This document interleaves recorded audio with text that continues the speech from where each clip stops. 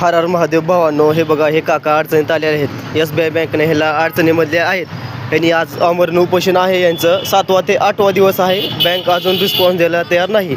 तर आपण ह्या काकाचं म्हणणं काय आहे ते जाणून घेऊ. काका सांगा, तुमच्याबरोबर काय काय प्रश्न झाले? 7 ते 8 महिन्यापासून या बँकेच्या मागे चक्रा घालून परेशान झालो. माझं लोन पास करून कॅन्सल केले. का कॅन्सल केलं म्हणून विचारायला गेल्यानंतर त्यांना जोऱ्यात बोलू नये म्हणून, बँकेत जाऊन जोऱ्यात बोलू नये म्हणून त्याने म्हणलं ते ऐकावं. आणि 7 ते 8 महिने चक्रा घालून माझं दुकान आणि माझं जीवन पूर्ण अडचणीत आणले. हे कंटाळून मी पोलीस सहकार्याची मदत घेतलो. पोलीस सहकार्याने आज मला लेटर दिले की उद्या बँकेत जाऊन तुम्ही तुमचं म्हणणं म्हणा, तुमचं काम होईल. आज हे बंधू माझ्यासमोरून जात होते. त्यांनी माझे विचार ऐकण्यासाठी हे व्हिडिओ तयार केले. माझे विचार त्यांच्या पुढे मांडलो. माझं नाव आहे राम माणिकराव पवार. एक सामान्य माणूस आहे. छोटंसं दुकान आहे माझं. मी काम करून खाणारा व्यक्ती आहे. त्या काम करत ह्या उपोषणाला तोंड द्यावं लागलं, पण या तोंडामधून काही ना काही मार्ग निघत आहे.